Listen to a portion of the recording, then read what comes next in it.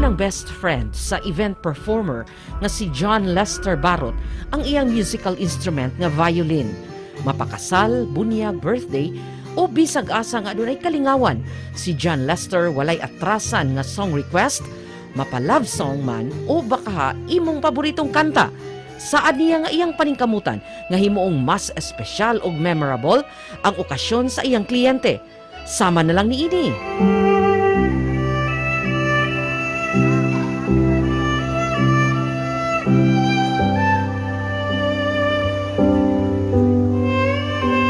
Tataw nga daghan ang nakaila kaniya sa Dumaguete City nunot sa iyang kabansay sa pagtukar sa violin.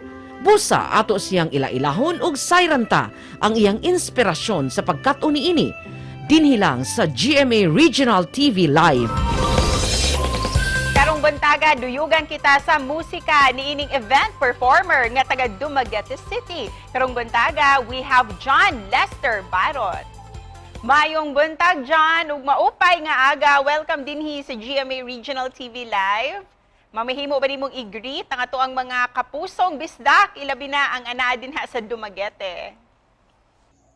Yes. Good morning, Miss Cecil. Thank you so much.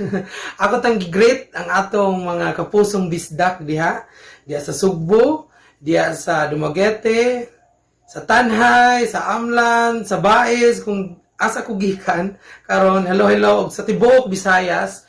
Hello. Kumusta og hope okay ra mong tanan. Dagang salamat, John, sa imuhang pagsanong sa amo ang imbitasyon. Kumusta ang unang sud sa buwan sa tuig 2022? Yes, Miss Cecil, okay ra jud kay ang pagsulod sa 2022 na ako dire kay first na akong tukar atong January 2, mo first yun ako. Dayon after 5, 6 sunod-sunod gyud siya. Baso na pulaman nga mo dikta na jud December, wala na imo sagabal sa atong mga events dire. Kay atong 2020 grabe mo ba jud toy pagsulod sa pandemic. So hapit ka to jud tanan, kami tanan nakalisod jud may ato. So hopefully karon okay ra gyud siya, no? Padayon na ba? It's good to know nga okay ra ka. Busa, let's talk about your passion in music. When did this start, John, and who inspired you to learn this? Yes, Miss Cecil, ang naka-inspire dyan ako nga magmukat og violin is tungod mo kunya atong international band sa una nga The Course band ba nga na violin pud siya. Uban nila na violin. Dito na ko nahilig og uy lami naman kay paminaw ning violin, lami man di kay istanan. Unique siya ana niya. Sa una pang bata pa ko, sige jud ko una nga ano man ning inaning instrumento nga gigamitan mag-stick nya mo tingog man. So mo to nahilig ko atong kanta nila nga naay violin jud. Naay time nga si mama nakakita og violin nga namasko sa balay niya.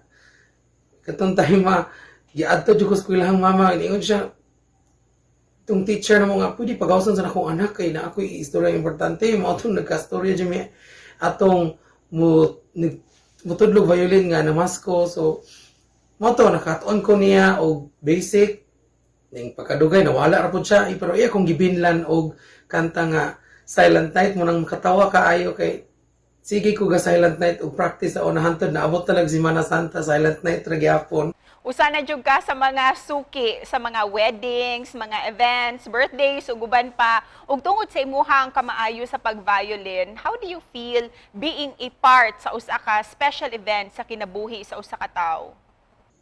Yes, Miss Cecil, as in happiness gyud makalipay makamura jud kag ibayaw kay ingon gud nga diyan pwede ba mo tukar ka sa akong kasal na di uban nga mangita gyud. Ikaw, John, personally, how does music help you with what you are going through right now? Kinsa si John sa wala pa siya nakadiskubre ni ining talent sa violin? Yes, Miss Cecil, oo. Ako jud kay tabang nako ang music. Sukad pa sa una 2010, then hantod karon mao gud akong source of income. Music gyud, violin. Nakapalit ko moingon ani, nakapalit ko moingon ana, naka-invest ko ginadmay para sa future pod nato. So mao to, then kung moingon pug ka nga si kinsa si John sa unang panahon, sa wala pa ni discovery og hantod og karon. Maora man Japon, wala may nausog kay ang matasan okay ra man, down to earth ra man jud ko, mao jud ko as in inana ko wala ra ko isa mo wala inausob na kung batasan. Ang nausob ra is skills. Ang skills sa pag-violin. And of course, di na mo pala yun kining higayon nga mangayo og pa-sample gikan kanimo, John.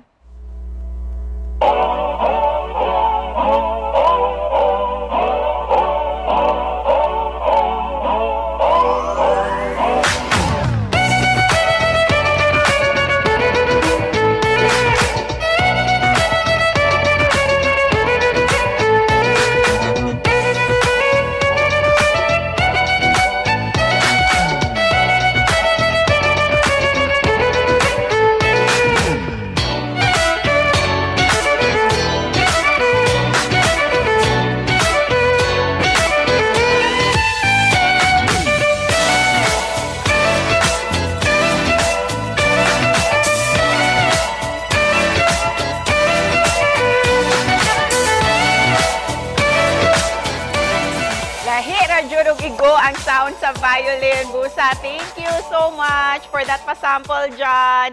And to end this interview, aduna ba kay mensahe nga gustong ipaabot sa ato ang mga Kapuso viewers? Yes, ang mensahe nako sa tanang viewers, sa mga Kapuso viewers nato, thank you so much for the support. O kitong uban pa nga wala naka-follow, subscribe na ako. Please subscribe John Lester Barot sa Facebook account nako o sa YouTube channel. Please subscribe John Lester Barot. Thank you kaayo niyo tanan. Daghang salamat, John. God bless and Godspeed. Thank you.